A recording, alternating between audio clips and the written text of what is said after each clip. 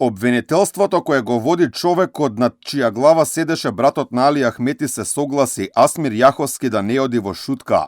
Иако станува збор за сомнежи за криминал со мазут, од речиси 170 милиони евра, обвинителството за гонење, организиран криминал и корупција решило да се согласи наместо во затворски, сопственикот на Пуцко Петрол да оди во куќен притвор. Она што фрла сомнежи дека политиката вмешала прсти во ваквото сценарио е што прв обвинител за гонење, организиран криминал е Ислам Абази од Мала Речица, сосед на лидерот на ДУИ, партија од која пратеник е Исмаил Јаховски, таткото на Асмир.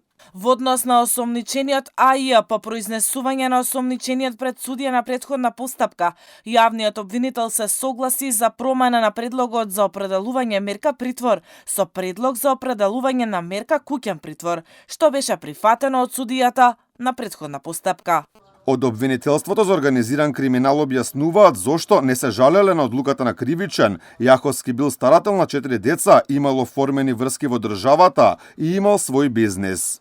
Судијата на претходна постапка при донесување на одлуката ги имал предвид околностите истакнати во предлогот на обвинителството, но во исто време ги имал предвид и субјектните околности што се на страна на сомничениот, односно дека истиот е старател на неговите 4 деца, од кои 3 се малолетни, дека има оформени цврсти врски со државата и сопствена фирма со повеќе вработени, како и дека неговата здравствена состојба е нарушена за што доставил документација.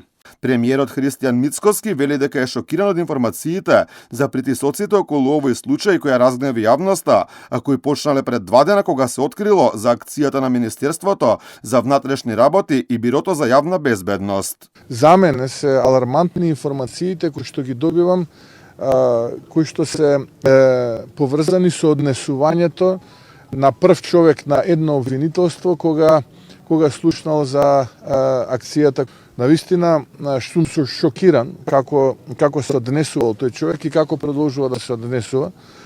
На нив не им е местото таму. Ако сака да бидат дворско-партиски забавувачи, тогаш нивното место не е во обвинителството, е во оние големи хациенди кои што се изградени во Западна Македонија. Мицкоски порача дека ќе мора да одговараат сите кои што се богателе со милиони евра на грбот на македонските граѓани, користејќи недозволиви материи со кои го загрозувале уставно загарантираното право на живот. За овој случај во шутка завршија сопственикот на компанијата РКМ Радко Капушевски, неговиот партнер Ерџан Сулковски и поранешниот секторски директор во ЕСМ Ардијан Муча. Притвор беше побаран и за поранешниот директор на македонските електрани Васко Ковачевски, но тој е во бегство од државата. По одлука побарањето ќе биде донесено кога ќе биде достапен за органите.